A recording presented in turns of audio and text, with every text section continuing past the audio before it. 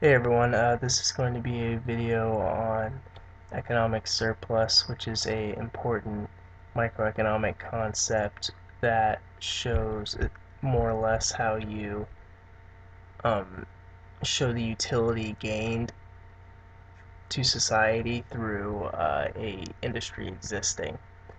And the way it calculates this is it adds the benefit that the consumers get from the industry existing and the benefit that the producers get from the industry existing and combines them into something called economic surplus, which shows the total benefit to society. So first things first, to cover the basics, I'm going to go over exactly what's shown on the graph. The x-axis is obviously the quantity that is being produced, and the y-axis is the price of the good that is going to be produced. And the blue line right here that slopes upwards, in this case, is the marginal cost or supply of producing the good. And the downward sloping line right here is the demand for producing the good, and this would represent, in a monopoly scenario, the marginal revenue for producing the good.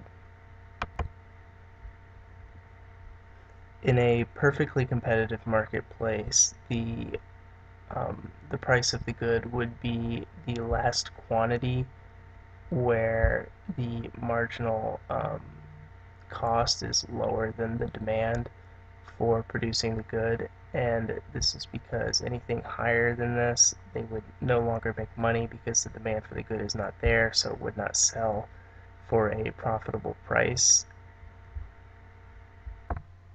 And the reason why the price is not higher is because if it was higher, then another firm, due to it being a perfectly competitive marketplace, would just enter the marketplace, undercut the firm who is pricing higher than normal, and the higher pricing firm would no longer make money. So that is why the price is set here, set at $62. So the first thing I want to talk about is how we calculate the producer surplus, which is right here. So when you look at this graph, you see that the price is set at $62, but up until that last quantity that is being produced, which would be, according to this calculator, the 12th um, the 12th unit of good, they are actually producing at a much lower cost. The cost for the first good is only 3, the next good is 4.5, 6.75, etc., etc. So really, they would be happy producing at a cost that is equal to or higher. It's equal to because the way that it calculates out, it's talking about economic um, cost, which is a whole nother subject. But essentially, they want it to be higher. And so when the price is at 62 and the marginal cost or the supply is only at 3, they get a benefit of 59. And when it's at 4.5, they get a benefit of 57.5. But regardless, and they keep getting the benefit up until the point where it equals where they no longer get the benefit. And that is this, so this shaded area, that yellow shaded area, is equal to the producer surplus that has been calculated right here in the perfectly competitive setting. And the green area is calculated in a similar way. The first person who wants to get this good would values it at $150, but that's not the price that they're paying. They're only paying $60, so they get a bit, or $62, so they're getting a benefit of $88 because they do not have to pay this higher price that they would be willing to pay, but they don't have to. And the same thing, and it keeps going down again with 142 being the person who values the next good at $142, and they get a benefit of 80, and so on and so on and so on up until this point. And the total of these two benefits is called the economic surplus. And as you can see, the economic surplus in this situation with these numbers is 972 in a perfectly competitive marketplace. But what happens in a monopoly marketplace where the producer's goal is to, because the producer's goal is always to maximize profit, but they're not always able to do that because of competing firms. But if there are no other competing firms, then they're able to maximize profit. And the graph looks a little something like this, where they charge. One second, I'm gonna fix this. This is just my thing that helps me shade things correctly. So it would look like this, and they would have a benefit of 644, and the consumers would have a benefit of 224, which is significantly lower than before, and the producer one is higher, obviously. And for the producer, this is really good, but for society as a whole, it is not good because there's this entire area right here that now nobody is benefiting from. This is normally what's called the deadweight loss, and this isn't only this doesn't only happen with monopolies. This can happen with other things as well, like price ceilings or quotas. In a price ceiling, the floor, and this is just arbitrarily calculated. Let's say the price ceiling was 18. The quantity would be 6, and I'll explain why in a little bit. And so if the price was 18, again, gotta switch this over so it shades correctly.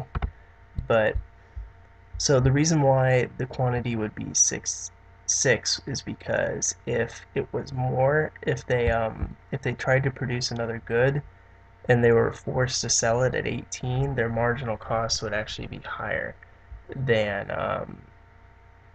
what they're producing, and then than what they're allowed to sell it at.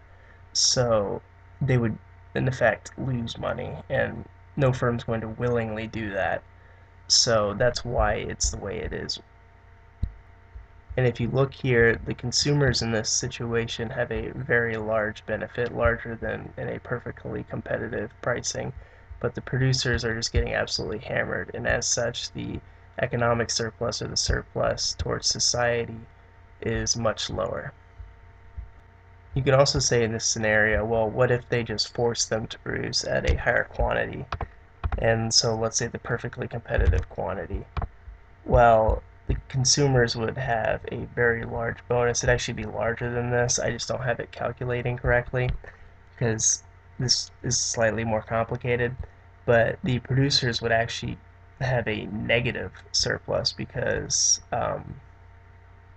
this area is definitely larger. The area below the blue line but above the price line would be an area where the marginal cost is greater than the price, and they would take a hit, and the hit that they would take for producing at this would be even larger than the benefit they receive from producing this.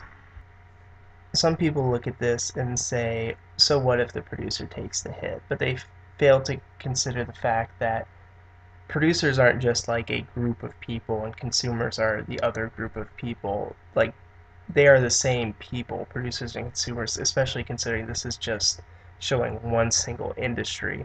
This isn't macroeconomics. This is microeconomics. This is the representation of the benefit that a single industry provides. So these groups of people oft are the same people, more or less. So you don't want to be hurting yourself in one area for basically a lesser benefit than you would be receiving in another area. So yeah, the main takeaways from this is that when you have monopoly pricing, you want to somehow be able to enforce a perfectly competitive pricing, and the goal in general is that people having too much control over the price of a good is bad, because when things are perfectly competitive, the price is pushed towards where everyone benefits the most. Or technically, some people won't benefit as much, but as a whole, everyone will have the most economic surplus. And that's pretty much about all for this video.